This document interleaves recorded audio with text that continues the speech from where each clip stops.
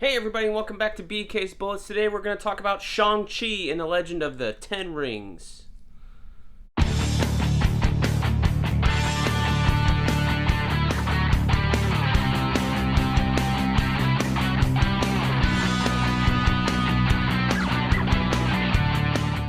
Hey everybody, and welcome back to BK's Bullets. As always, I am your host, Brent, and today we're going to talk about Shang-Chi and the Legend of the Ten Rings, the newest Marvel film out today. So if you haven't seen it, please go watch it and then come back and join us so you can talk with us all about it.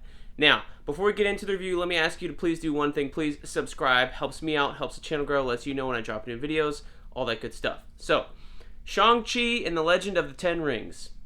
I am sorry in advance if I mess up any character's name. Obviously, I'm a white guy. And honestly, I think them not changing, but letting everybody know that we've been mispronouncing Shang-Chi's name the whole time, even, for the last 50 years since the 1970s, is something brave and new. But I think the problem is that you're going to have a lot of people still calling him Shang-Chi, but, it's still going to get used to it, I guess, because I've always in my head read it as Shang on the comics page and always pronounced it in my head as Shang-Chi, even though now that I know that the correct pronunciation is Shang-Chi, closer to Sean, which is his American name in the film, which I liked that they let everybody in the audience of people like me who probably don't know any Mandarin or Cantonese or Chinese culture or anything like that, he's called Sean. Katie calls him Sean all the time, and his real name, Shang-Chi, is closer to Sean than it is Shang. So I thought that was a nice way to clue everybody in, so by the time you're at the end of the film or you're at that scene with Wenwu talking about his real name and how no one has used it except his wife, you're really like, okay, I know how to pronounce this character's name. I'm thinking of his name in my head as either Sean or Shang-Chi, or Shang. And I feel like that was a really cool way to let Americanized audiences who are reading the title of the movie with the A in there, not knowing anything about the language that it originates from, and then saying that, now coming out of the movie saying it the correct way. So I thought that was a really smart move, even though they made a joke about it, like your name is Shang and you changed your name to hide from your dad to Sean is pretty dumb. Yeah, story-wise, it is dumb, but in terms of letting American or foreign audiences, anybody that's outside of the Chinese culture, know how to pronounce this character's name when it's spelled with this giant A, in most of the world, I think is a pretty smart move. So I applaud them for that. It's probably something that they were like, do we really need to do this? Do we really not need to? And as somebody who was going to fuck up the name the entire review, this really helped me, like I was saying, it really put it in my mind of, okay, it's Shang-Chi closer to Sean, and I can make sense of that because I know many Seans. My best man, my wedding, his name is Sean. That's his American name. His real name is Sumit. But so I'm thinking of my best man the whole time, my buddy Sean from college. I'm also thinking of my cousin Sean, who pronounces it the same way. So everybody knows the Sean, and I think the way that they put it all together is pretty smart. So thumbs up there. It worked on this white guy. So if it worked on one, it probably worked on a few others. So I guess that's good. Let's talk about overall the movie. I really like this movie. I think it was very good. A big improvement from Black Widow, honestly. I was excited. I was drawn in. I think there's something to be said about the character. No offense to Scarlet Johansson. Her name is Black Widow, but she's always dressed in red and black. But her actress's name is Scarlet. You see how I got the wires crossed? No offense to Scarlett Johansson. Her character of Black Widow's never really been written in a way that you could connect with her. And even in her own movie, she was still like the outsider, the loner, and never really had a real personality. She was always around Captain America or Iron Man for the quips and stuff like that, or to bounce off of them. Never really had a real motivation, and they tried to give her that in her own movie, but I think the too many other characters of her family took away from it. Shang-Chi here with Simu Liu, sorry dude, in the main role. I've never seen Kim's Convenience before. I only know of Simu Liu from his presence on Twitter, and I don't follow him, but other people that I follow him and retweet his stuff all the time. So I only know that he's, been an actor. He's Canadian. He's been in Kim's Convenience, which is on Netflix. Apparently just got canceled. There's drama behind that. But, good for him for getting this Marvel movie. And it's funny, if you can read all about the story about him taking his shot when they announced that Shang-Chi, see, I did it. Shang-Chi was going to be a Marvel movie. He shot his shot on Twitter being like, hey, Marvel, when are we going to talk? Because he's an Asian actor and felt he could play the role. So that was cool that he actually got the role much later. I'm sure we're going to hear this story millions of times from here on out, now that this movie's probably going to be a big hit because it is really, really good. But I think Simu Liu, or Simu, let's just call him, so don't butcher his name again, sorry dude, has a quality about him that you are drawn into. He's got a really nice, not face, but he's got a warm tone, I guess, and it comes off very friendly, whereas I think Scarlett Johansson as Black Widow comes off kind of cold and almost hardened, and maybe that may be the character she's playing or whatever, but just being this young guy who's finding his way, you could see it all in his eyes and his face the whole movie, like the battle in between him and of, where do I on which side of my family do I honor them? Do I honor my father's side or my mother's side? And if you had told me, I'd seen the previews and stuff, if you'd told me that this was a family drama martial arts movie, I'd have been like, no, I don't really believe that. But that's truly what this is. It's a family drama martial arts movie with a little bit of mystical mumbo jumbo thrown at the end, and a little bit of a misleading title. I think, they could have just called it Shang-Chi and been done with it, but I think they wanted the Legend of the Ten Rings in there at the very end just to get everybody to hook on to the fact that Ten Rings was the organization that kidnapped Iron Man, which they did not really reference here. And then the Ten Rings was the organization that Ben Kingsley played the Mandarin as Trevor Slattery in Iron Man 3. That was that same organization, and they thought it was a real organization. Turns out it is, but apparently it's not really as big as we thought it was. This is not I never got the impression that this was Al-Qaeda or the League of Assassins or League of Shadows, whatever DC wants to call it, where I always got the impression there that it's a large group, like a cabal, all over the world. And it seemed like Tony Leung, I think is his dad's name, Wenwu, was just leading a small group of bandits for 1,000 years. I never truly got the impression, I saw the things he did in the prologue that they used to set him up as this giant, bad guy. But you go to the compound, and the compound has one courtyard, and I'm like, he looks like he only has 30 guys on his whole squad. He can't be that big of a threat or a gang leader, can he? Or maybe he's just been in hiding or whatever. You always see Ra's al Ghul and the League of Shadows or Assassins, whatever it's called in whatever show you're watching. They always change the name based on the rating, I think. But you always see that as a compound, with multiple buildings, with, one large courtyard. This one looked like a rich person's house in San Francisco, and he was sleeping a bunch of guys in bunks along the side of it.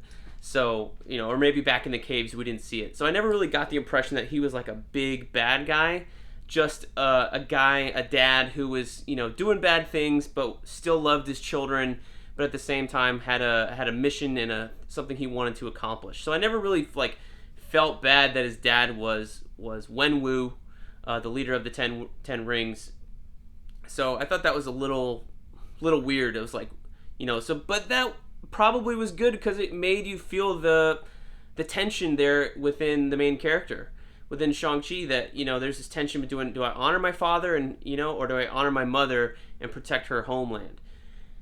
So, but let's talk about these 10 rings that are the title of the movie, the Legend of the 10 Rings. There's no Legend of the 10 Rings in this movie. Very misleading. It's the Legend of Ta Lo.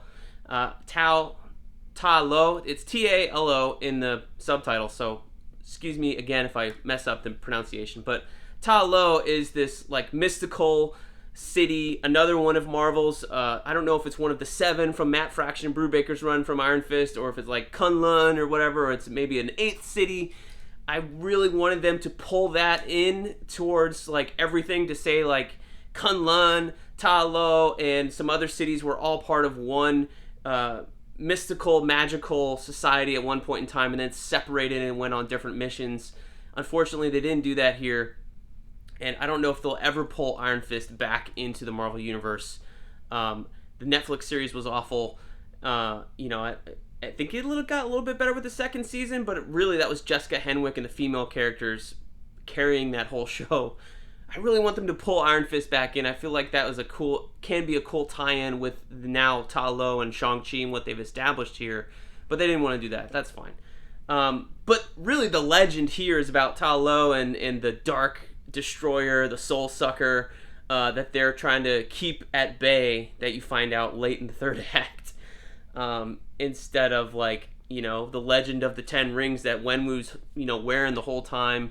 So they only set it up at the very end of the film with like, with the post-credit scene, like, hey, these are emanating a signal. It's just set up for the sequel instead of actually being about the legend of the 10 rings.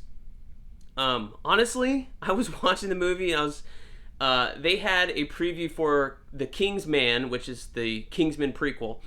And it had subtitles on it. So I was like, okay, that's weird. Then when the movie started and they started talking in, I don't know if it's Mandarin or Cantonese, they were speaking in the beginning of the film. But there were subtitles there. My immediately brain reaction was, did I pick the wrong fucking showing, that I picked the open caption showing and there's going to be subtitles the entire film?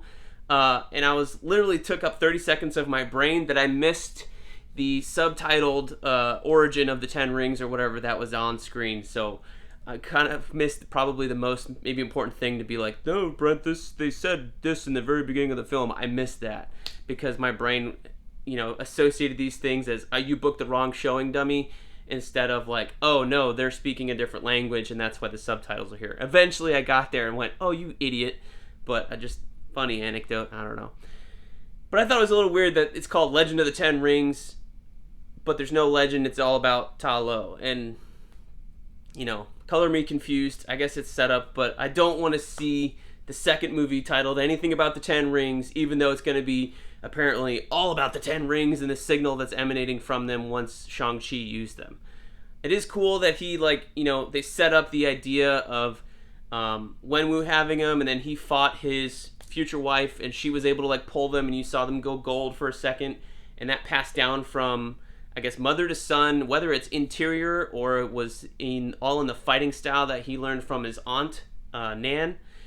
And so I don't know what reacts there, if it's like the personality, the spirit, or the fighting style. They didn't really set that up in terms of how they're controlled and things like that. Really, I don't think they gave you much at all in terms of where these things came from, just that they're a big mystery and they're not going to tell us until probably the next movie. So I think that was a little misleading, but overall, I did like the story. I did like the family drama. Him searching for his sister and them realizing both that it was a setup from their dad, being brought together. It really took, it was an interesting way to kind of subvert the typical Marvel origin story, right? So it's kind of closer to Doctor Strange, but it's not really the same thing where there's a villain and there's a guy and you're going against him the entire time. They kind of did away with that. And so it was nice to see a different setup of the Marvel origin, which is pretty formulaic at this point, like Ant-Man, Black Panther, all these origin films. Iron Man have the same setup with the bad guy that you're going up against, and you're going to use your powers or figure out your suit or whatever to finally defeat him at the end. And this was not that at all. It turned out to be a struggle within about who you really are, and then about, ultimately coming to terms with your dad, that your dad does love you and he was just misled on the last portion of his life here, his quest to break open this gate, because he didn't really know what was behind it. So I thought that was a very interesting, twist on the whole Marvel origin story, and made this film a lot more personal. really enjoyed that. We got to talk about Awkwafina. I really like Awkwafina. I think she's hilarious. I liked her in Crazy Rich Asians. My children love Raya and the Last Dragon on Disney Plus, and she is fantastic in that. If you have not seen that, she's very good, very funny there, and she's good here. Like, I feel like they used her enough to, lighten the mood, but also show off her acting skills and they gave her a journey. She's not there just to be the comedic sidekick at all. They give her a journey and give her a purpose and turn her into an archer, so much so that Wong is like, you too, Katie, come with me at the very end. So I really thought that was a cool thing to do, that we're going to set up not just Shang-Chi, but we're also going to introduce another character that, he can go on a journey with. No longer is it Iron Man and Pepper, who's his assistant. It's Shang-Chi and Katie, and they're kind of partners in, not in crime, but partners in superheroism, so to speak. So I think that is a cool thing. Bringing Wong into it, looked like they're in the Sanctum Sanctorum at the end, I think is a neat little twist, because he is the one kind of explaining at the end of, it sent off a signal, and he's talking with the Avengers, because of maybe Doctor Strange is busy unfucking whatever he does with Peter in the Spider-Man No Way Home trailer. But it was neat to see at the very end with Captain Marvel and Bruce Banner talking they're all on the same page, and he's like, welcome to the circus. Like, this is crazy. Yeah, we know. So it's great to see Benedict Wong playing Wong, and then kind of elevating that character again from the comic books. He's just a manservant for Doctor Strange, and then the movie took him, made him a real character, and they're taking that further through the storyline of the Marvel Cinematic Universe. I think it's fantastic. So, Aquafina, I really liked her, really enjoyed her, but I do feel a little bit though that like I don't know what I was expecting. Like, I think you always go back to the first MCU movie with Iron Man or like Captain America or Thor. Those characters, I feel like they have a lot of lines per se, and I felt like for most of this movie, even though I really do like Simu Liu as Shang-Chi, and I liked his character and I felt his struggle, he wasn't really like the lead. He was there on screen doing a lot of the fighting. We haven't even talked about that yet, but in terms of like how many lines his character had versus everyone else's, it felt kind of equal. It felt like maybe Aquafina and Wenwu, or Katie and Wenwu, had more lines per se than Shang-Chi.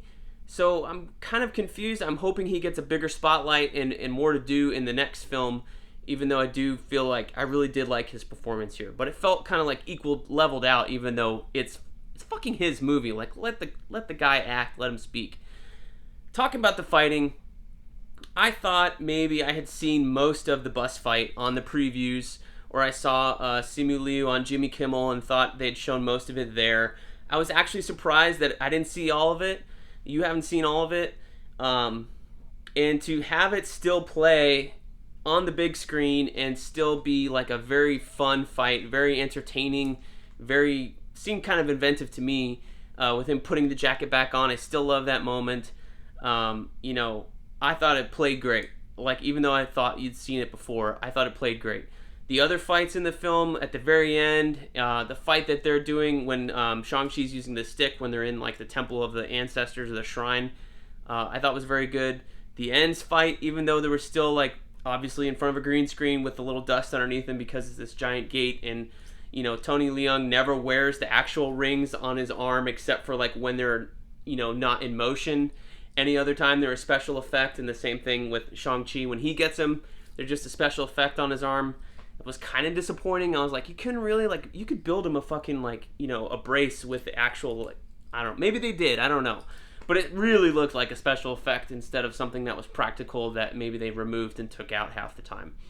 Kind of stuck out, like, okay, and they're magical anyway. Like, there's no way the rings are closely fitting your wrist and then gradually get bigger, and then you just move your arm and they just fly off your wrist. Like, even my watch here, it's not going to fly off my wrist here. So obviously there's some magic mumbo jumbo where they get bigger and fly off your fist or whatever. Okay, fine. But a little weird. But I did like the fights. I thought they were good. I wasn't like, oh man, they're really trying to be John Wick. They really felt natural. They really felt entertaining, I guess. I'm not a martial arts film expert or anything like that. I'm just going by, hey, I thought they were good. I've seen worse. I've seen better. but by far these were not that bad, and I really enjoyed watching them, and I think I will enjoy them again and again and again. The bamboo fight on the side of the building, I think, was a standout. Although I do have a question if in Macau or China, do they actually use bamboo to fucking do scaffolding all the way up the building? Or is that just a thing in the movies? I don't know. But anyway, I really enjoyed this film. I think you will enjoy it too. I wouldn't say it's Black Panther great. When I saw Black Panther, I was like, this is the fucking motherlode. This is the greatest MCU film in a long time. And then we had Infinity War and Endgame after that. So I'm not going to put it as top tier MCU, but this is certainly very good. This is up there. I like Iron Man 3 and I like Iron Man 1. I think this is in that tier of Iron Man 1, Iron Man 3, maybe a little bit below Winter Soldier, but it's certainly like Captain America Civil War level good in terms of quality. So it's in the upper level of Marvel films, and certainly one of the better origin ones as well. I thought it was very good. Didn't really give us hints as to where the MCU is going. Obviously, it being an origin film and not being a sequel, I don't think they were going to get too much into that. But they did reference that the half the world was brought back recently. Like, everybody knows that's what happened in the Marvel Universe. That's an interesting thing to talk about. Maybe Eternals would go into it a little bit more. That's the next film on the dock here. But we will see. But overall, I really enjoyed this film. I really liked it. I think you guys will too. Let me know down below in the comments what you thought of Shang-Chi and the Legend of the Ten Rings, and we will see you guys next time in the Funny Pages.